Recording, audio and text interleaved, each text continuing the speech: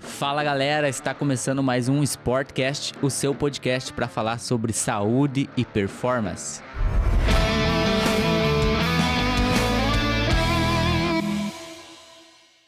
Mais uma vez aqui ao meu lado o professor Fernando, o professor Luiz e o nosso convidado especial, que o professor Luiz vai fazer a sua apresentação. Luiz, tá na tua mão aí. É isso aí, então pessoal, estamos aqui com um professor que na atualidade é referência na preparação de atletas de fisiculturismo das suas mais diversas categorias e modalidades.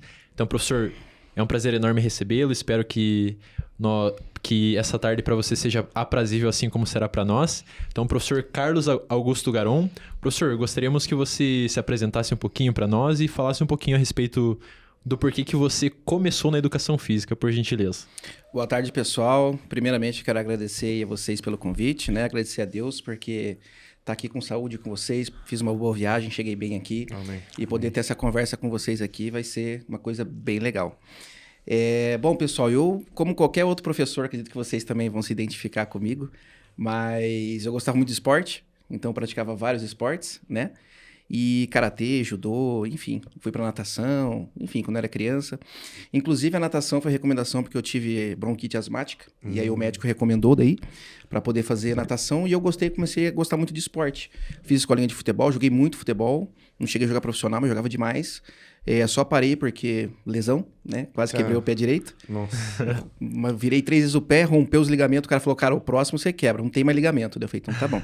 Aí eu parei de jogar. Dá uma pausa. Aí eu paro de jogar, daí eu parei de jogar. Mas, enfim, aí eu nunca tive dúvidas do que eu queria educação física. Com 16 anos de idade, eu entrei numa academia, eu era muito magro, pesava 54 quilos, hoje eu tenho 1,68 m de altura, né? Mas eu pesava 54 quilos, então as costelas aparecendo, o bracinho fino. Só um nylon. E eu tinha um buraco no peito, que assim me incomodava muito, era fundo. Meu peitoral, tinha como se coubesse uma mão aqui dentro. Minha mãe levou no médico uma vez e o médico falou assim, olha, nada preocupante, falta de massa muscular. Ó. Falta de massa muscular. Isso aí. Então eu fiquei preocupado. Tinha um amigo meu que era ósseo, né? O peito realmente dele é pra dentro, assim, ó. E aí eu tinha medo de ficar pra sempre aquilo lá. Enfim. Aí com 16 anos de idade, meus amigos tudo entrando na academia, ficando fortinho, eu com inveja e tal. Aí eu falei, minha mãe, não, bota na academia. Dela, não, tá bom, eu vou colocar vocês lá. E a gente não tem dinheiro pra bancar, né? E aí colocou eu com 16 anos de idade. Quando eu entrei na academia, foi aquela coisa assim, nossa, eu olhei, o olhinho até brilhou, né? Meu Deus do céu, que lugar incrível, maravilhoso. As pessoas ali com físicos impressionantes. E eu, nossa, eu quero ficar assim. Lembro meus desenhos da infância, os filmes que eu assistia da década de 80, 90, né? Você fala, meu Deus. Enfim. E aí eu descobri que eu era um indivíduo responsivo, né? 3 meses de academia, eu já tinha aumentado 5 centímetros de perna, braço e ganhei peso. Isso que naquela época o pessoal falava assim pra mim, cara, você é magro. Coma o que você quiser a cada 3 horas. Meu irmão, Eu recebi essa mesma dica também, cara. Academia de bairro, né? O que era meu pré-treino? 4 pão com margarina e um refrigerantezinho pós-treino. Lasanha de micro-ondas, Coca-Cola. Como era aquelas pizzonas prontas lá da Perdigão. Isso, meu irmão, eu fui assim, como é aquele princípio de adaptação, iniciante, independente da dieta, você vai ter resposta, né? Sim. Então eu cresci muito, desenvolvi muito, fiquei, né? Enfim, pra época lá. E eu falei, cara, é isso que eu quero pra mim. Depois que eu me transformei, assim, nos 3 primeiros meses, eu descobri, falei, cara, se eu fiz isso comigo, e essa sensação que eu tive, assim, de transformação é tão legal, eu quero ocasionar isso para outras pessoas também, promover isso, né? Essa resposta é a pessoa ter mais autoestima, mais saúde, qualidade de vida, e eu vou seguir esse caminho. Aí surgiu a ideia de eu cursar educação física, meu pai não ficou muito contente, ele era empresário. Só vai dar aula, só vai dar aula. Ele era empresário, gerente comercial e queria que eu fizesse administração. E aí quem manda em casa é a mulher, né? Então minha mãe falou, não, eles vão fazer o que eles querem. E aí... Ainda bem, né? E aí ela decidiu, eu e meu irmão, fomos fazer educação física e graças a Deus deu tudo certo. Perfeito. Ou tá dando tudo certo, né? Quanto tempo de formação já, professor? Cara, me formei em 2009. 2009. Me formei licenciatura e bacharelado, né? Fiz os dois. Na época o MEC permitia. Não sei como é que é hoje, tá? Na minha época era anual. Então... Eu fiz os dois, eu tinha aula de segunda a sábado pra eliminar aquele 1 ano a mais. Então eu tinha aula de segunda a sábado. Aí fiz em 4 anos os dois. Certo, perfeito. Atualmente ele tá segmentado, Eles né? dividiram, né? Então hoje eu sei que tá bem diferente, né? E aí já começou a trabalhar direto com fisiculturismo? Teve outras experiências antes? Como é que foi essa nunca imaginei, na verdade. Caraca. Não, nunca imaginei. Na verdade foi uma coisa que chegou pra gente. E eu queria musculação. Né? Isso que eu queria. Independente se fosse pra ficar forte, eu não queria musculação. Puxar ferro. Puxar ferro. E aí, depois que eu me formei, no último ano, eu tinha meu pai teve uma proposta lá de uma academia de assumir, tenho ela até hoje lá em Curitiba, né? A Academia First Class.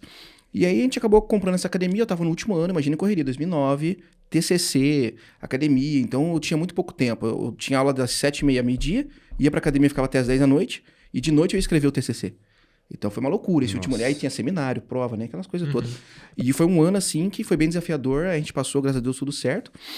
E nunca imaginei, nem sabia que era fisiculturismo. Não tinha a mínima ideia. Depois de alguns anos, um amigo meu falou assim pra gente, cara, quero competir no fisiculturismo. Meus melhores amigos.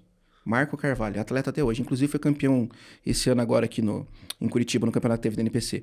Men's Physique. Chegou, quero competir. E aí a gente competia onde? No fisiculturismo. Ele era aquele cara igual nossos amigos, até eu mesmo, né? Que a gente chama de Fordo, que é o forte gordo. E é o cara que bebia muito, só que é um cara que treinava pesado. Só que é um cara meio maçudão, roliço, né? E aí o cara veio com essa ideia pra nós. Daí eu falei, bom, vamos estudar. Era eu, meu irmão e o Bruno Kenap, que é um dos caras, assim, que eu considero demais como profissional, respeito, um dos meus melhores amigos, embora hoje ele mora em Foz do Iguaçu. Ele é um cara muito esportista, então, jiu-jiteiro, ele abriu um box de crossfit, fez mestrado em Portugal, é surfista, enfim, o cara é bem esportista, assim. E o Bruno falou, vamos assumir, então, a bronca. Aí a gente fez uma preparação com ele, e pra nossa sorte, ele era um indivíduo responsivo. Então, independente se ele se acertou ou não acertou, ele respondeu. E a gente foi pro campeonato em 2013 e ele ganhou estreantes. Beleza, sorte, né? O físico dele ficou bem bonito. Ele tem um físico muito bom, inclusive. E aí, fomos pro Paranaense, daí já ia pegar os caras mais... Aí, fomos no Paranaense, pegando os caras mais experientes, atletas, né? Mais experientes. Fomos com campeões paranaense e overall. Caraca. Então, a gente acabou ganhando em cima do atual campeão, que era patrocinado na época pela Optima, uma marca top e tal. E aí, cara, eu falei, será que foi sorte de novo? Porque foi um perto do outro, né? Foi um mês depois foi o outro. Daí a gente falou, cara, vamos brasileiro. E naquela época só tinha 2 federações, né? Na época era IFBB. Aí fomos lá pro brasileiro. Naquela época, vocês não têm noção. Era uma média de 40 a 60 atletas por categoria, assim, nas Men's Physique. Era muita gente no palco. Foi Ribeirão Preto. E lá que eu comecei a conhecer todo o pessoal do fisiculturismo. Então eu conheci o do Halush lá, conheci uma galera, assim, tá? Do meio que hoje tá muito famoso. Naquela época, né, ninguém era tão famoso assim. Leandro Twinho, Toguro, enfim, todo mundo. E aí, fomos lá, tal, campeão brasileiro. Que isso. Levou mais. Aí ele falou, mais uma. Daí o pessoal veio falar com a gente e tal, não sei o quê. E aí fomos pro Mundial depois, pro Canadá, ele ficou em 4º lugar, Arnold Classic High, ficamos em 7º. Enfim, aí a gente falou, não foi sorte. E eu comecei a gostar, meu irmão também começou a gostar. E a gente seguiu pra esse caminho. O Bruno não seguiu pra outra área, né? Que ele gostava mais, ele é esportista. Mas nós ficamos, e aí o Marco foi o cara que abriu nossas portas. Porque, querendo ou não, a gente ganhou tudo com ele, né? Estreantes, paranaense brasileiro. E aí o pessoal, veio atrás da gente por causa do resultado que tivemos com ele. Perfeito. Interessante isso aí.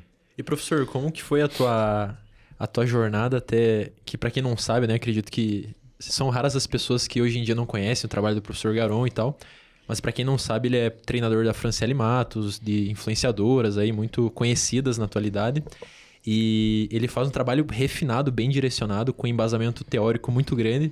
E a gente até costuma falar, né? Nós, entre o Fernando, o André, que o bom treinador é até uma reflexão que deriva do treinamento esportivo.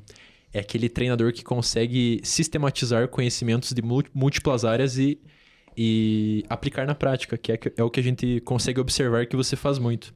Então, professor, como que foi a tua jornada até chegar a trabalhar com a Franciele Matos, né? Como é que foi essa experiência? Bom, essa foi uma experiência muito chocante até pra mim, na verdade. Porque, querendo ou não, a gente trabalhou com diversos atletas, eu e meu irmão, tá? Eu falo sempre do meu irmão, que meu irmão também é um cara muito... Ele não é muito de usar a internet, mas é um cara muito consciente. Fez uns trabalhos fantásticos com os atletas nossos lá, inclusive com uma atleta nossa que ele tirou do zero. A gente fez um trabalho junto, mas ele foi o cara cabeça da equipe. O cara que tirou a guria do amador, olhou na academia e falou, essa guria aqui acho que tem potencial pra uma biquíni e tal. E levou ela pro pro. Então, o cara manja, sabe? E então, a gente já tinha feito diversos trabalhos com vários atletas de categorias femininas e masculinas, né? A gente já tava bem inserido no meio. E eu comecei a atender algumas influencers conhecidas, né? E dentre elas, a Roberta Zúñiga, que é uma também que já foi atleta, né? Hoje não compete mais e tal, mas teve uma carreira legal no fisiculturismo. E o pessoal, por ela ser muito conhecida, começou a me dar muita visibilidade. Então o pessoal começou a ver o meu método de treino, praticamente o que eu aplicava com ela. E começaram a se identificar, ou talvez o método de treino que eu aplico com ela começou a fazer sentido para muitas pessoas. Elas se identificavam com aquilo, que legal, ela treina consciente, controlado, não faz loucuragem, não grita, enfim. E treina com muita carga, né? Treina com muito peso, tem um controle legal. Então as pessoas se identificaram, principalmente as mulheres, o público feminino, do mundo inteiro, porque a Roberta ela é conhecida no mundo inteiro. Então ali abriu as portas pra mim. O pessoal começou a me olhar diferente. Falou, pô, esse cara não é só um personal. Esse cara, ele entende o que ele tá fazendo. Não que o pessoal não entenda o que ele tá fazendo, tá? Mas ele falou, esse cara é diferenciado. E aí começou a me abrir as portas para várias oportunidades. E todas que vieram eu abracei. Inclusive essa oportunidade com a Franciele. Um dia a Fran... Na verdade, a Roberta treinava lá com a Fran, lá no Overall, numa academia em Curitiba. E treinou lá com ela umas 2 vezes e tal. Daí ela convidou ela para fazer um treino comigo. Né? E eu não sabia de nada, ela convidou. Elas foram treinar comigo lá na academia que a gente treinava na época, na B-Rap. E a gente fez, eu falei, olha, Rô, vamos treinar. Como é que ela tá? Porque eu não conhecia a Fran, né?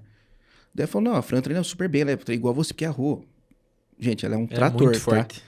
Ela é um trator. Ela é acima da média, assim, quando a gente fala de treino, qualidade de treino dela e a força dela é muito grande. Então, assim, eu falei, pô, eu fiquei meio assim porque eu não conhecia a Fran, não sabia como é que ela treinava, né? E aí eu fui lá, dei um treino no estilo que eu dou pra Rô.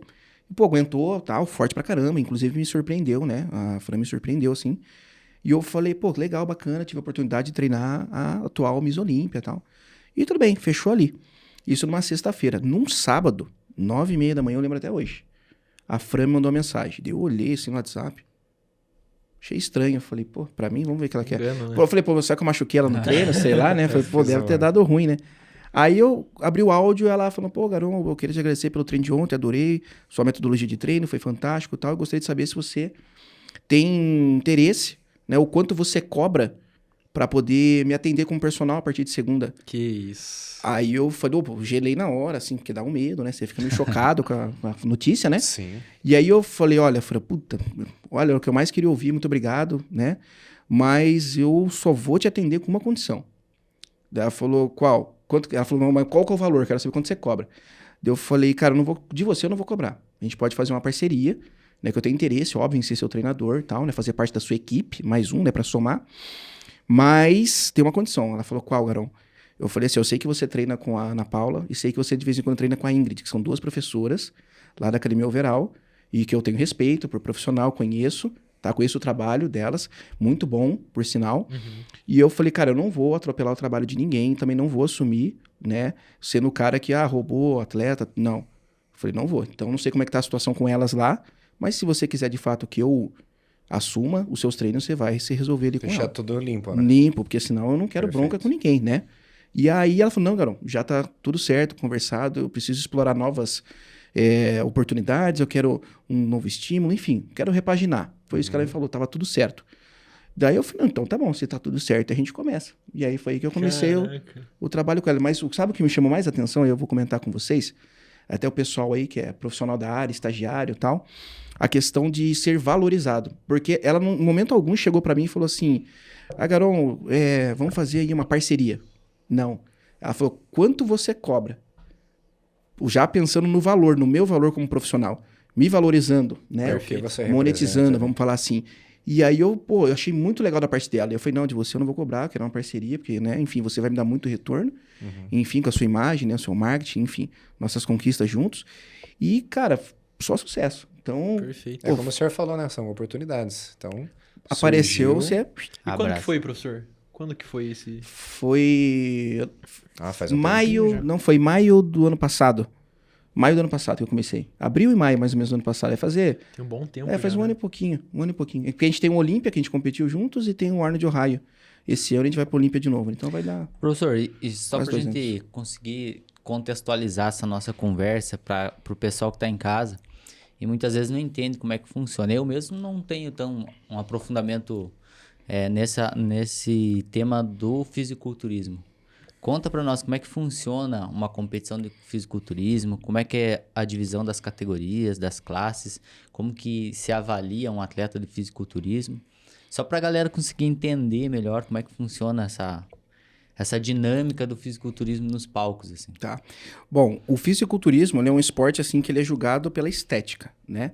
Você tá avaliando isso. Então, assim, a pessoa chega pra mim e fala assim, tô com 3% de gordura, tal, e daí? Você não anda com uma plaquinha escrito 3% de gordura no corpo. Tipo, ninguém quer saber se você... Ah, tem 80 de coxa. Meu, sabe? A gente avalia, eles avaliam a estética. Então, o fisiculturismo, ele é um esporte, né? Na verdade, esse termo esporte é um pouco complicado. E dá pra gente discutir um pouquinho. Conversou, né? Que tivemos essa conversa e bate-papo com o professor Cassidoli, que é um esporte em desenvolvimento porque não cumpre todos os requisitos da Carta Olímpica. Exato. E os valores e princípios da Carta Olímpica. Mas é um esporte que agrega muito e tá em desenvolvimento, né? Até, pessoal, ó, veja esse episódio com o professor Cassidoli, que vale muito a pena, né? Tá? Pode dar continuidade lá, professor. E eu concordo com ele, tá? Alguns profissionais falam que é esporte, outros falam que não pode ser, enfim, pelo critério de julgamento, mas enfim, isso aí deixa para outro assunto. Mas vamos nos referir como se fosse aqui um esporte, tá? Então, o fisiculturismo, ele vai julgar a estética. A estética, independente da categoria, tá? Que são várias, que já vou falar. Mas eles julgam 4 critérios, tudo bem? É o principal. Então, o primeiro critério um dos primeiros critérios, na verdade, é o volume, né? Quantidade de massa muscular. O segundo é o condicionamento físico, no sentido de baixo percentual de gordura, tá? Quanto mais baixo percentual de gordura, algumas categorias precisam, outras nem tanto. A simetria, e quando a gente fala de simetria, nós estamos falando entre o lado direito e o lado esquerdo, tá? E a proporção entre o membro superior e inferior. Então, por exemplo, quando você pega um atleta bodybuilder, open, né? Os caras acima de 100 quilos, pesados, o físico dele tem que ter um formato de X. Então, ele tem que ter uma proporção, tá, em formato de X, ombro com os vasos, faz uma linha assim, você cruza, aí linha de cintura, enfim. E aí existem as poses compulsórias, que daí você avalia justamente os pontos fortes, o ponto fraco do cara, a apresentação, enfim. E confronta com outros atletas. Então, por exemplo, você tem as categorias mais agressivas de físico, né? No feminino você tem o Women's Physique, por exemplo, você tem a Figure, que são físicos bem fortes, bem condicionados, com uma densidade muscular maior. E você tem as categorias mais suaves na estética, como a biquíni e também a wellness, tá? Que são categorias assim mais esteticamente agradáveis para a maioria do público leigo, tá? A maioria do público leigo não gosta às vezes de um físico muito trabalhado, tá? Mas eu gosto. Eu não vou dizer a vocês que eu, como fã do fisiculturismo, gosto muito, na verdade. Mas enfim. E aí, cada categoria dessa tem um critério. Então, por exemplo, você pega uma biquíni, a biquíni praticamente, o treino dela, o que eles avaliam ali, é deltoide, cintura e glúteo. Então, é uma categoria que não pode ter quadríceps muito desenvolvido, não pode chamar muita atenção, não muito cortado, muito separado. Posterior de coxa também não pode estar enraizado. Tá uma categoria mais suave, mais limpo, mais né? slim. Eles avaliam bem o conjunto. Independente, ó, o wellness e biquíni, o que importa não é um músculo, não é um glúteo que ganha. Tá? É o conjunto que ela apresenta. Perfeito. É todos esses critérios que eu falei para vocês. Harmonia, né? A harmonia, o equilíbrio, o balance, tá? Do físico, estético, agradável aos olhos é o que vai levar. E muita gente não entende isso. Às vezes ele não, mas o glúteo daquela tá melhor que o do outro. Esquece o glúteo, não é o glúteo que ganha, tá? É o conjunto. E os homens a mesma coisa. Você tem as categorias clássicas lá, o Classic Physique, que hoje está em alta, né? Por causa do Sebum, o Ramondino, né? Aí você tem os Open, os Bodybuilder, e os Bodybuilder tem por idade, tem por altura, tem por peso, tá? Os clássicos é altura e peso. Tem uma tabela lá que até o peso que você pode chegar dependendo da sua altura. O Men's Physique é tudo por altura, não tem peso. Tá? Eu, na minha época, para quem não sabe, eu competi durante 5 anos, tá? Tive alguns títulos, campeão estadual, enfim. Então a minha altura era a primeira, classe A, a Open A. Eu tenho 1,68m, desidratado 1,67m e até 1,70m na minha categoria. É 1,70m, 1,73m e vai subindo, né? E aí, basicamente, é isso. A feminina também é a mesma coisa, tá? E tem categoria por idade também. Tem as Masters, né? Inclusive vai ter o Campeonato Master agora, acho que em dezembro, vai dar Procard, que é o cartão profissional dos atletas. Perfeito. Até para não estender muito, acho que resumidamente. Interessante, legal. E como é que funciona a preparação de um atleta, assim? Desde que ele chega na tua mão, vamos dizer que o cara tá assistindo aqui e fala assim, pô, quero conhecer esse esporte e quero virar um atleta de fisiculturismo. É o que eu mais Caiu pra ouço. você lá. Como é que esse cara deve começar? Como é que funciona a preparação desse cara até um campeonato? Quanto tempo ele precisa para um tempo mínimo para ele se preparar para essa competição? Então, no fisiculturismo a gente separa em 2 etapas, tá? A primeira etapa é o off-season do cara, que é o período onde ele vai consolidar ou ganhar mais massa muscular possível, com menos retenção e menos gordura possível, mas é a fase de ganho.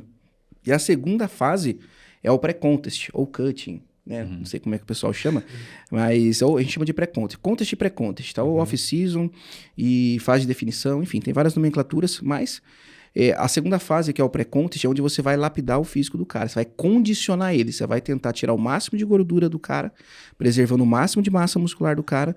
E na reta final, tirar o máximo de água dele e deixar o físico mais cheio, o músculo cheio e denso para apresentar no palco. O físico de um atleta que ele apresenta no palco é momentâneo e transitório.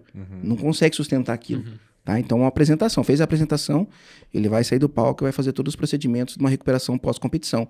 Mas a gente divide o treinamento e a preparação nessas duas fases. O contest, fase de ganho, e o pré-contest, que é o fase de lapidação, de condicionamento físico do cara. E aí que tá por isso que eu gosto do fisiculturismo, porque assim, ó, nós como treinadores, nós entendemos dos treinos e tudo mais, mas a gente precisa saber o básico, ou entender o básico um pouquinho, por exemplo, das estratégias dietéticas, da farmacologia, da posologia que o cara tá utilizando, enfim, é uma equipe, né? No caso, que vai trabalhar junto com o atleta. Hoje existem os coaches que trabalham sozinho, que fazem a dieta, o treino tal específico pro atleta, né? Mas é bom a gente entender como é que funcionam esses mecanismos, porque o treino tem que estar associado à alimentação, a tudo, para gerar o máximo de resultado pro atleta. Perfeito. Se não conversar, treino, dieta, tudo, hormônio manipulado, se não conversar, cara, quem sofre é o físico do atleta. E pode até acarretar numa lesão aí. Não só lesão, mas problemas de saúde mesmo. Perfeito. Umas insuficiências aí. Tudo mais. Tem vamos dizer assim, alguns eventos que podem acontecer, tá? A gente sempre fala que pode, porque não é que vai acontecer, mas aumenta a chance, né? Então a gente tem que tomar bastante cuidado. Lesão é uma, tá? Você vê muito atleta se machucando, principalmente na reta final. É que vamos dizer que o cara tá entrando num período de desidratação e vai fazer um treino que, sei lá, exige um impacto do cara. Cara, eu já vi nego, sem brincadeira, pessoal, assim, sem, né, querendo julgar, mas eu já via coach, né, treinador, passando HIIT um dia antes da competição. Eu já penso assim, qual que é o sentido? Necessidade. Ou que seja 2 dias, foi acho que na quinta que eu fui na academia que eu vi isso, o cara passando HIIT, daí ainda posta e coloca uma frase tipo assim, onde a mágica acontece. Mágica, dois termo dias. intercambiável com lesão. Famosa roleta russa, né? Vamos dizer que Não é 2 nem- dias antes da competição... Isso que eu falo, não é nem questão da lesão, mas vai fazer o que de diferença? Fazer um HIIT, o cara tá ali, não sei se ele tava carbando, se já não tava carbando, se ia pesar ou não ia pesar, porque tem essa questão também, tá? Mas é um momento onde o atleta não pode ter um estresse muito grande. Porque ele já tá pronto. Sob Você estresse também, né? Questão de Não, alimentação. tudo. 2 dias antes da competição já tá quase pronto, assim, falta 1% só não errar nos detalhes e ir avaliando o físico do cara ali pra ver como é que vai conduzir essa estratégia dietética, o carb up do cara, o que ele vai comer, quanto que ele vai comer, enfim, o aquecimento depois e tal. Eu não vejo sentido, entende? Eu não vejo sentido. E como que você, né, como profissional, mexe nessa estratégia, digamos assim, esse pré-palco? Sempre tive essa curiosidade. Como é que funciona nesse período final, por exemplo, nessa semana final, que ele vem dando, né, que nem você falou, dá aquela desidratada, e daí antes de subir no palco, dá aquela carbada. Como é que funciona essa junção, né, dessas duas etapas? Na verdade, é peak week que a gente chama, né? Que é a semana crucial do atleta. E não existe uma receita de bolo. Tá? E isso que o pessoal tem que entender. Cada físico, ele vai responder com uma estratégia. A gente não sabe como isso vai responder, a gente tem uma ideia mais ou menos e isso que é o legal. Vai avaliando dia por dia, refeição por refeição. E quando chega no final, faltando 2, 3 dias, se o cara começar a carbar, a cada refeição, se o coach não tá junto, o cara tem que mandar vídeo. Porque fica tão sensível a resposta que aí o cara tem que ir acertando o alimento e acertando a quantidade da comida que ele vai comer por refeição. Tá? Então o pessoal, é muito comum o cara fazer videochamada tal, com o treinador que não tá do lado. Mas nessa reta final, qual que é o objetivo? A desidratação. Então você faz uma saturação de água, você praticamente dobra o consumo de água, baixa a quantidade de carboidrato, tá? Mantém a proteína, ou pode aumentar um pouquinho a proteína, o consumo delas, né? Das proteínas e reduz um pouquinho o sódio. Alguns reduzem, mas nunca zera. Tá? Eu já fui fui do tempo que zerava, tá? É horrível, não precisa, tá? A fisiologia já explica isso pra gente. Mas a gente faz essa manobra. Então baixou o sódio, baixou o carbo, subiu a água, sobe um pouquinho a proteína, mantém ela um pouquinho mais alta. E você faz isso durante alguns dias, tá? Pra depletar o físico na reta final. Depletou, aí essas categorias que precisam bater peso, os classic que sofrem mais, né? Bateu o peso, já sai de lá, sai comendo. Ou se não, se for um men's que não precisa bater peso, você pode começar a carbar antes. Mas essa estratégia de começar um dia antes, 2 dias antes, ou carbar só no dia, depende como o físico chega. Porque daí o momento é o seguinte, você começou lá a semana com bastante água. Quando chega já no meio, pro dia da competição no sábado, você vai baixando a água e vai entrando o carbo. O carbo vai subindo, daí a proteína vai descendo, e o sal vai entrando junto, o sódio vai entrando junto, e você vai fazendo esse equilíbrio. Como você vai fazer isso é o problema. Por quê? Existem várias formas. Você pode fazer de diversas formas, manipular de diversas formas isso. Eu já fiz 2 dias de carbo, já fiz 1 dia e meio de carbo, e é muito legal. A última vez que eu competi, eu lembro que eu fiz 1 dia e meio de carbo, eu comi no meu carb up, eu não consigo comer isso hoje, tá? Hoje eu como pouco. Tá? Eu como várias vezes o dia, mas eu como pouquinho. Mas no carb up, o metabolismo fica tão acelerado, pra vocês não terem ideia, eu comi 2 quilos de arroz e 2 no dia, né? Isso no sábado, eu lembro, eu competi no domingo, né? 2 quilos de arroz no dia e 2 hambúrguer. Eu fui no Burger King na época, pedi aquele de 4 hambúrguer, 2 desse e 2 batatas. E, cara, você come, e come com pouca água, né? Um pouquinho água. Aí você come e tal, e no outro dia acordei com 2 quilos a menos na balança. Eu tive que sair comendo para poder dar tempo de encher, assim, o físico. Enfim, então cada físico ele responde de uma forma. Tá? Então não tem assim, come besteira, não come besteira, depende. Mas basicamente na reta final a gente trabalha dessa forma. Perfeito.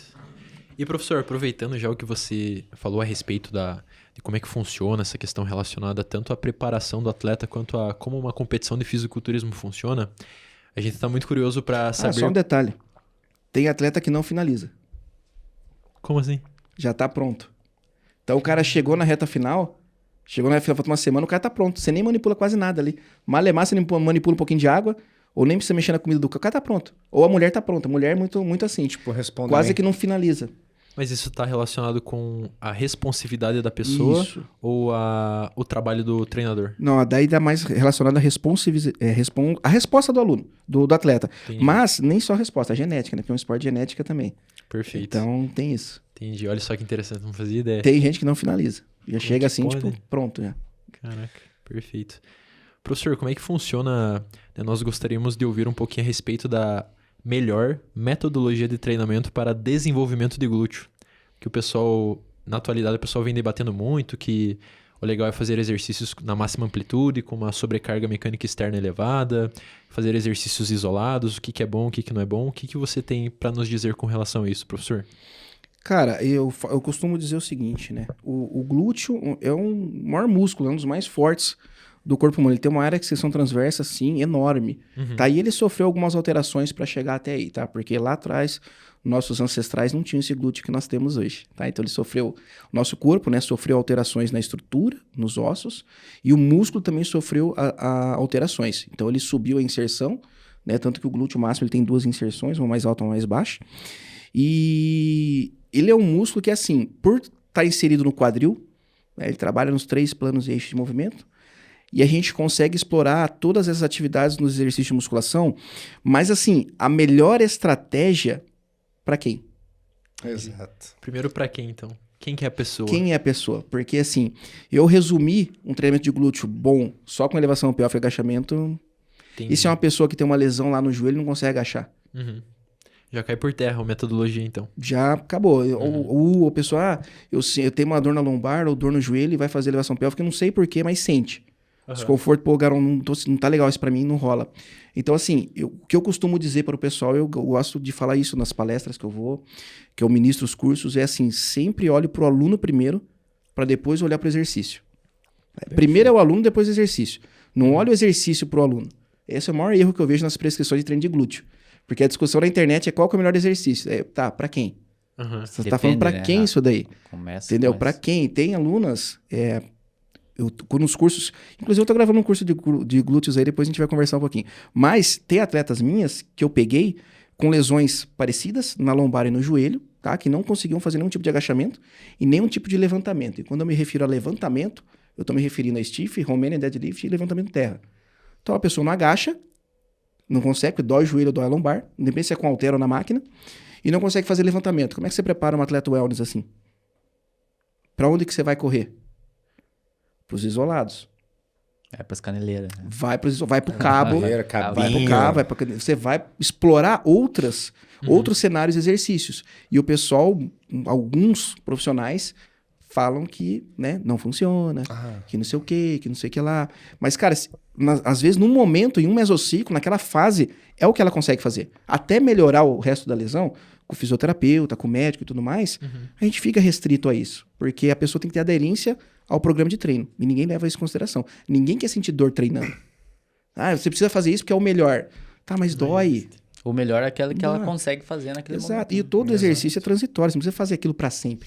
Você não vai ficar fazendo um elástico, caneleira ou cabo para sempre. Não vai. Chega uma hora que, pô, tô zerado e tal, não sei o que. Não, beleza, vamos conduzir o treino dessa forma aqui agora. Então, a melhor estratégia é aquela que a pessoa consegue executar sem nenhum desconforto, sem nenhuma dor, mas que consiga promover respostas para ela. Perfeito. Às vezes a aluna também, ela mesma, ela gosta, né? Às vezes de fazer um glúteozinho no cabo. Você, não faz sentido, Cara, ó, não vai se dar um glúteo no cabo. As duas atletas, eu comecei fazendo com caneleira. Tanto o glúteo médio e o glúteo máximo, porque já para dar aquela sinalizada, aquela ativada, não tô falando de hipertrofia, tá?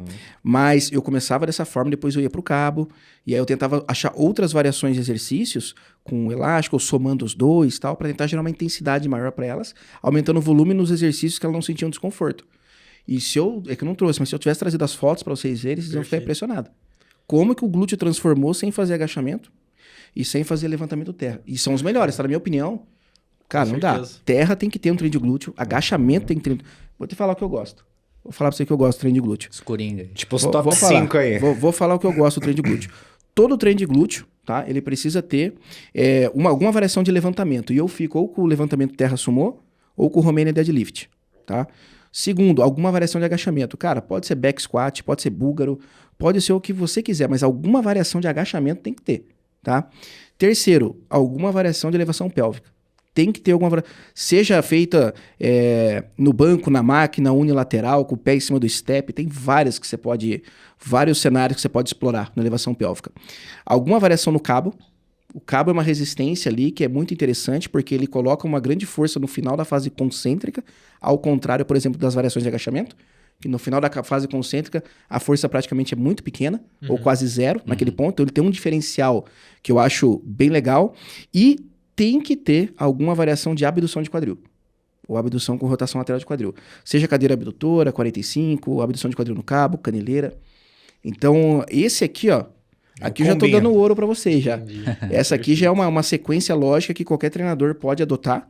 Não uma sequência, mas esses 5 elementos para construir um bom treino de glúteo. Respeitando as limitações e as capacidades físicas da aluna. Perfeito. Então, o certo, na realidade, é começar com uma boa avaliação física, postural, na realidade. E, a partir disso, respeitando essas particularidades, prescrever da melhor maneira possível. Então, seria mais ou menos... Mais ou menos isso. Mais ou menos isso. Isso. Lembrando, é claro, que a gente sempre está... na maioria dos casos, nós não trabalhamos com atletas ou com pessoas que vão subir no palco, né? Pelo menos na minha realidade, no nosso contexto, você vai pegar o cara que vai 2 vezes por semana na academia e muitas vezes você não tem o tempo hábil para desenvolver, né? O cara não vai desenvolver o glúteo para trabalhar a estética dele, né? E aí a gente vai apelar pros chaves, né? Que você falou, exercícios coringas aí que a gente tem, os levantamentos, agachamento, para que a gente consiga trabalhar o cara no corpo inteiro, né? Para desenvolver ele funcionalmente para que ele possa responder bem. E nesse caso, trabalhando com atleta, aí é diferente. Né? É diferente, mas ó, vocês me conhecem por atleta, né? Eu conheço, trabalho com várias atletas, principalmente mulheres, né? Atualmente, mas tem bastante homens também, mas mais mulheres. Mas, por exemplo, presencial, a maioria dos meus alunos são pessoas comuns. Pessoas que não são atletas, tá? Tanto homens quanto mulheres. E a estratégia, assim, a base, eu costumo manter a mesma, pensando em glúteo. Então, o que vai mudar realmente é o que ela precisa mais naquele momento. Onde que ela precisa mexer. Qual parte eu preciso desenvolver com ela naquele momento. E aí vai me nortear no volume de treino e na seleção dos exercícios para com que ela consiga responder onde ela precisa. Perfeito. E vou falar para vocês. Nem sempre o que você precisa é o que você gosta. Exato. Na maioria das vezes. É sempre assim, né? O que o cara gosta, geralmente ele faz muito e não precisa. Né? Eu, na época que eu fui competir, eu não gostava de cardio. Odiava fazer cardio. Aí me botava fazer 2 vezes por dia. 2 vezes por dia cardio. Perfeito. Então, assim, tem que fazer. Não tem. Você quer resultado, você vai fazer o que você não gosta, é o que você precisa e acabou. Perfeito. Independente se é no fisiculturismo ou se é na realidade de uma pessoa que não é atleta, é assim que funciona o game. Não, é exatamente isso. Eu posso tirar como exemplo próprio aí, com o Zezé de Camargo. Um negócio que eu não gosto é o tal dos tiro e corrida, mas não tem o que fazer, né? Você tem que correr, você tem que fazer um negócio que é pra você necessita, que nem eu preciso correr, porque sou árbitro. Por que eu vou ficar fazendo só hipertrofia? Então não faz sentido. Então... Não, mas eu vou te falar até uma coisa. Eu vejo muito, fugindo um pouquinho do assunto do glúteos, tá? Mas você me alertou um negócio assim que eu vejo, eu falo, A gente na musculação, como nós como professores, a gente tenta progredir carga, né? Lembrando que carga é produto entre volume e intensidade, então não é só aumentar a massa levantada no aparelho, tá? Perfeito. Até porque tô me referindo à massa, ao peso, né? Que vocês colocam lá. Enfim. Mas eu falo massa assim que vocês são professores, então a massa, a unidade de medida é quilograma, peso é newton, é uma força, né, da física lá. Enfim, e aí não é só aumentar ali na barra, ali a massa que você está colocando. Não. Existem várias formas se você progredir carga, seja pelo número de séries, aumentar a repetição com a mesma zona aliás, aumentar a repetição com o mesmo peso que você está levantando, com a mesma massa que você está levantando. Enfim, existem várias formas. Treinar mais vezes na semana, né? Porque o pessoal, ele fica muito preso, muito preso em só aumentar essa massa na barra. Só sobrecarga Isso é um mecânica problema. externa, né? Mas é uma progressão, tá? Sim, Agora, por que ninguém progride o cardio?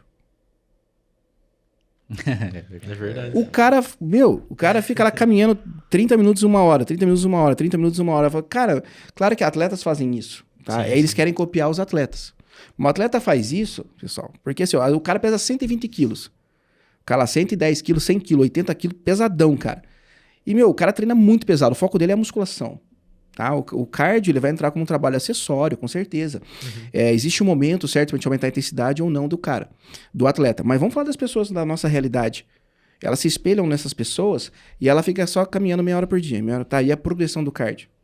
Quando que você vai colocar intensidade no O cardio? principal, né? Cara, hoje, melhor avaliação, hoje a principal, e eu trabalho com estética, né, há muito tempo, mas eu falo pra vocês, a principal avaliação hoje é a avaliação cardiovascular. Sem saúde cardíaca, você não dura nada. Você pode ser bonito, sarado e flexível. Não importa. Se não tiver saúde cardíaca, é o que nutre não. nutre Se o não tecido tiver muscular, saúde cardíaca, morreu.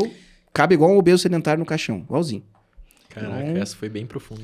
Porque, né? Tanto é que o que mais mata no mundo São é Hoje é. infarto e AVC. Né? Infarto Então, e AVC. insuficiência cardíaca é um dos... E, cara, você consegue hoje fazer um teste com... Você vai entrevistar o cara vai te contratar como personal, como treinador. Você fez a anamnese com o cara, conversou, explicou tudo certinho, bonitinho. Você consegue fazer um teste simples e prático na esteira para aprender, né? A avaliar o VO2 máximo desse cara, o consumo máximo de oxigênio. Você só precisa de pode pegar o teu celular, bloco de notas, uma pranchetinha, e você consegue dar para ele na hora o resultado e classificar se o resultado é bom, ruim, e mostrar para ele a importância disso. Qual profissional que faz isso hoje? Difícil. Muito raro. Personal, assim, difícil. Olha, bem difícil mesmo. E você pega... Eu trabalhei com várias pessoas, assim, que são muito sedentárias. É o cara que fica 12 horas, assim, sentado. O cara todo travado, assim, tal. Quando eu fiz lá o teste do cara, 36 milímetros por quilograma minuto, eu falei, irmão, olha... Você não vai durar muito desse jeito. Vamos dar uma pegada um pouquinho aí e tal. Vamos aprender a comer direito. Vamos aprender a fazer os exercícios de maneira correta, né? Vamos intensificar um pouquinho teu cardio e tal. Enfim, conseguiu um trabalho bem legal. Em 6 meses ele subiu para 43, acho. Porra, isso. Assim, foi legal. Sabe? Pra ele foi muito bom, tá? Cada um dentro da sua realidade. Sim. Não virou um atleta, mas já tá num nível bom, assim, sabe? Então, a minha crítica. Por que não progride o cardio? Tem que progredir o cardio, tá? Perfeito. Só trazendo então um dado relevante. Para cada 1 MET que você aumenta no teu VO2, né, que é a unidade de medida para avaliação do cardio que o professor citou ali, você reduz em 13% as chances de infarto e AVC. Caraca. Doenças do coração. Olha só. Então, por gentileza, pessoal, vamos... E até o que o professor falou com relação à carga, né, e tal, que o pessoal tem até uma visão meio dogmática, né? Não, tem que aumentar a sobrecarga mecânica externa, tem que aumentar a sobrecarga... E com certeza...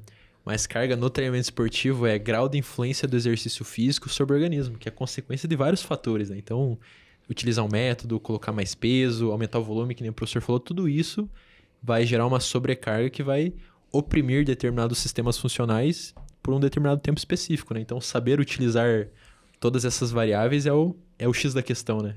Eu sempre falo assim, como e quando você vai impor mais carga pro cara? Quando que você sabe que ele está preparado para receber essa carga que você quer dar para ele? E essa carga que você vai dar para ele na musculação, por exemplo, vai ser em forma do quê?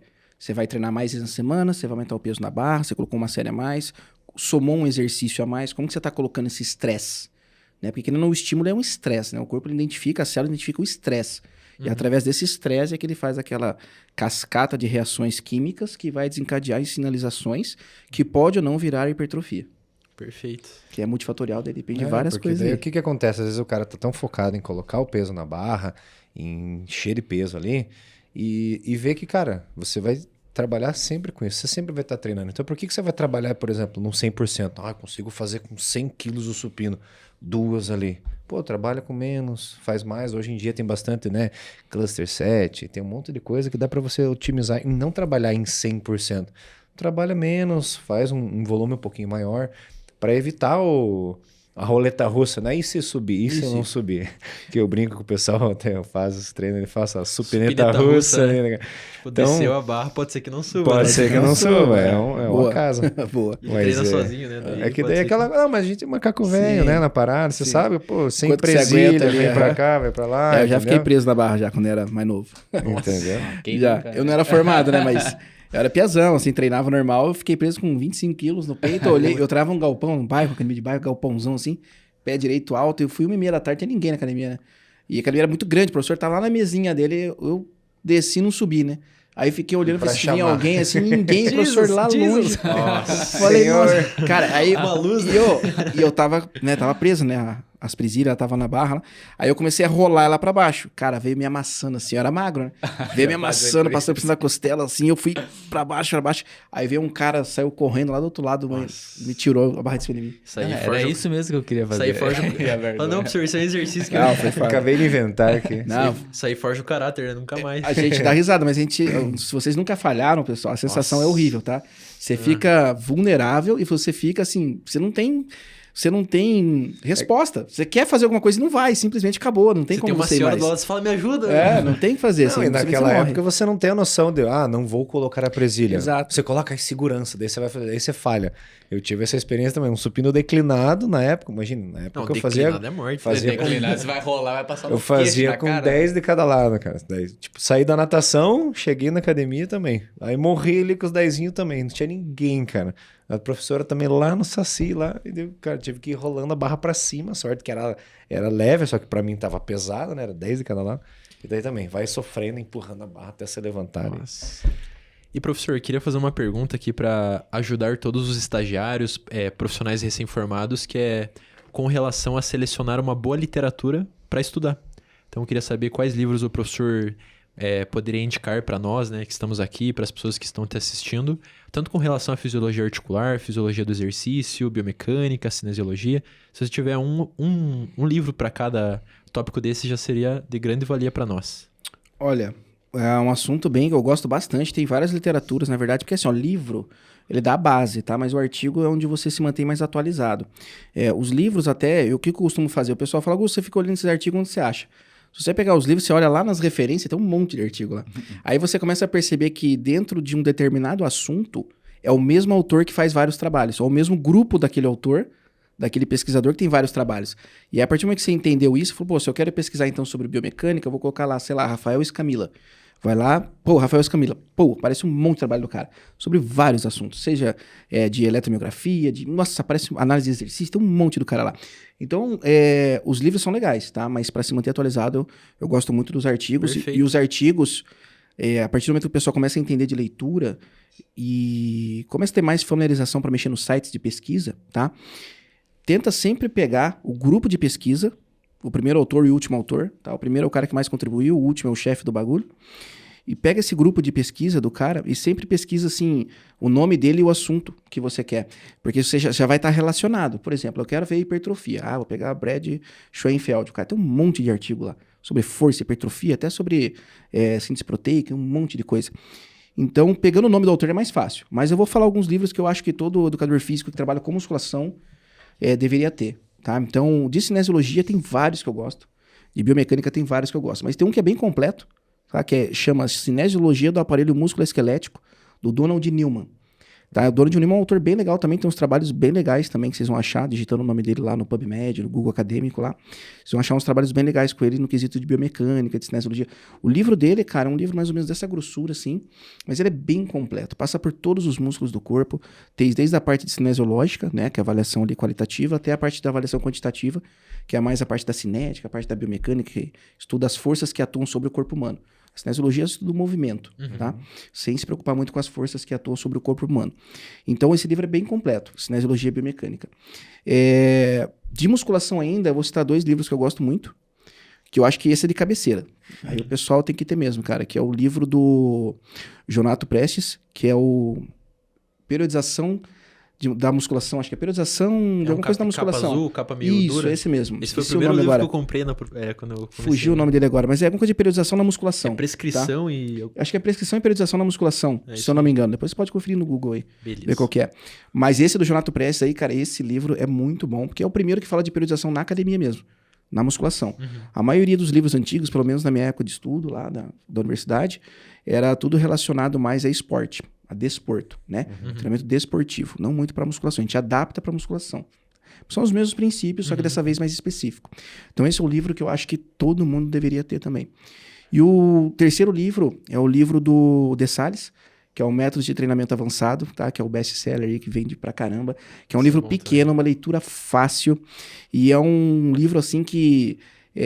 Dá pra levar até pra academia, Não, né? Você abre deixa na ali- bolsa. Você deixa na bolsa. Então, você vai montar um treino, você tá com alguém avançado, alguém iniciante, ele ensina você a classificar quem é iniciante, quem não é, o que que você deve priorizar com ele. Cara, com esses dois livrozinhos aí, o do Jonato e do De Sales, nossa, você já... Deita. Meu Deus, você deita na hora de montar um programa de treino. Claro que, é aquilo que eu falei, dá a base, tá? Mas a gente tem que estar sempre... E nossas tomadas, se atualizando, mas nossas tomadas de decisão com relação a critérios para prescrição e seleção de exercícios, ela deve se levar muitas variáveis em conta, não apenas, né, 2 livros. É aquilo que eu falei para vocês. Olha pro aluno. Depois você vai olhar para a referência, pro exercício, pro livro. Perfeito. Sensacional. E aí, professor, um tema que você citou ali, bem interessante que eu achei pra galera que tá em casa, né? A questão que você falou, quando o atleta ele tá no palco, ele apresenta um físico transitório, né? Você que já teve essa experiência como atleta, assim, depois que você sai do palco, você tem aquele período ali pós-competição, como é que fica a cabeça do atleta, assim? Porque dá uma baixada na moral, o cara vê o shape indo embora, vê o físico indo embora.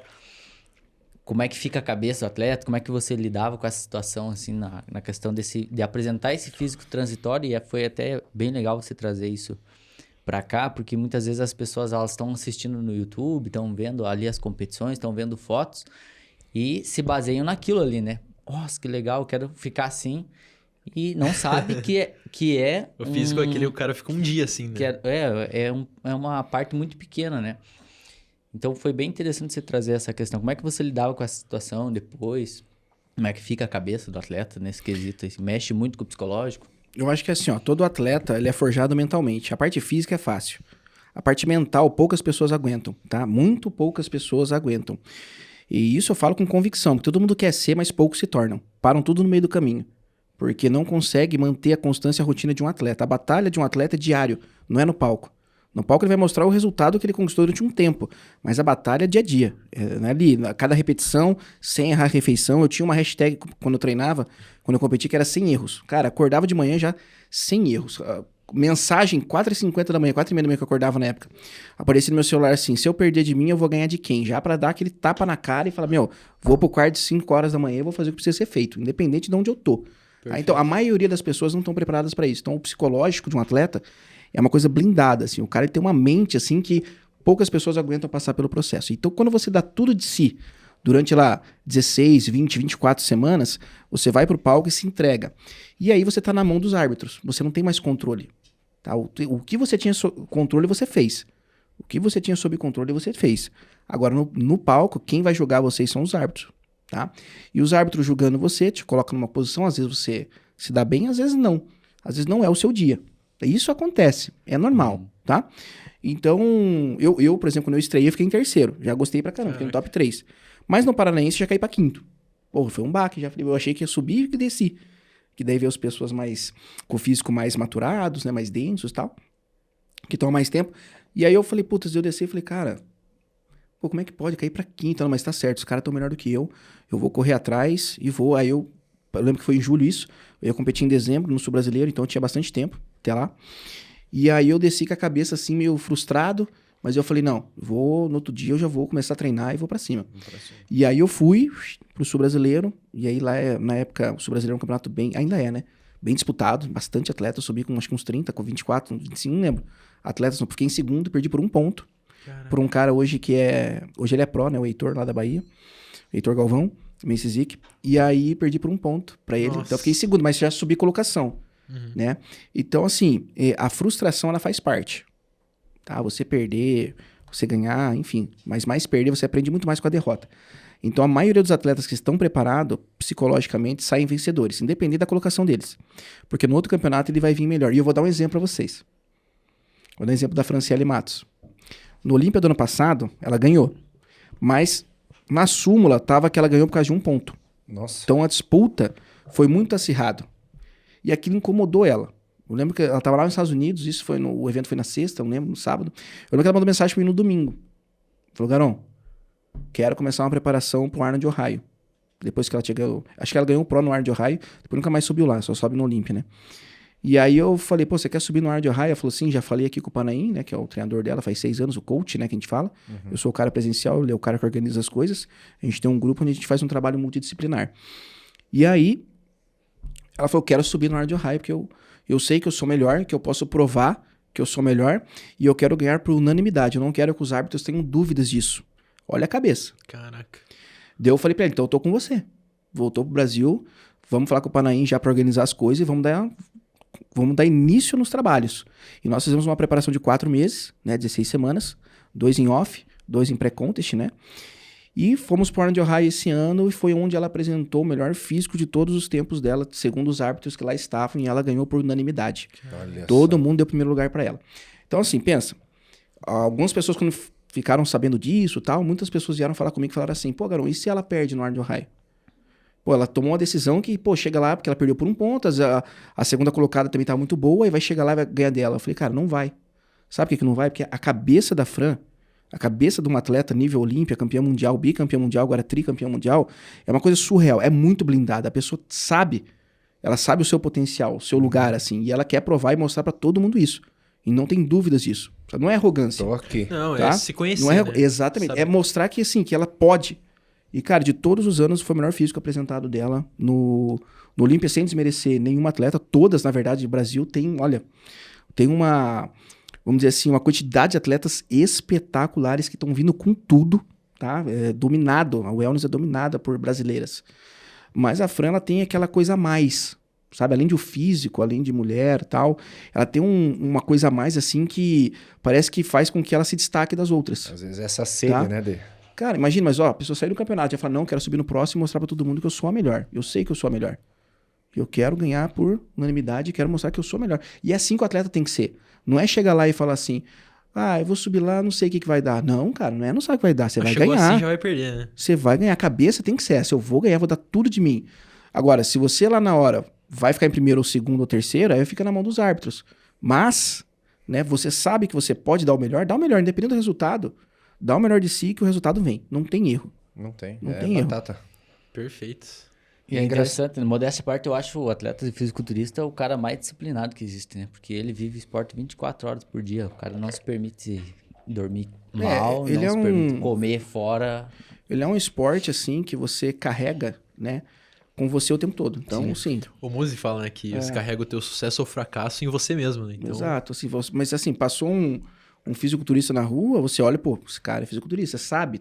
Tá nele. Você olha nele e fala, pô, tá nele, né? O cara é fisiculturista. Agora, pô, passa ali um atleta de tênis, você não conhece o cara, você não sabe. Você não sabe que o cara é. Vira e mexe, assim, às vezes eu vou num lugar assim e tal, vejo todo mundo conversando, o cara tá, não sei o que, aquele cara já, jogador não sei da onde, pô, nem sei. E do lado do Djokovic nem ia cumprimentar. Não, o Djokovic eu sei quem que é, né? Mas eu digo assim, sabe? Nesse sentido.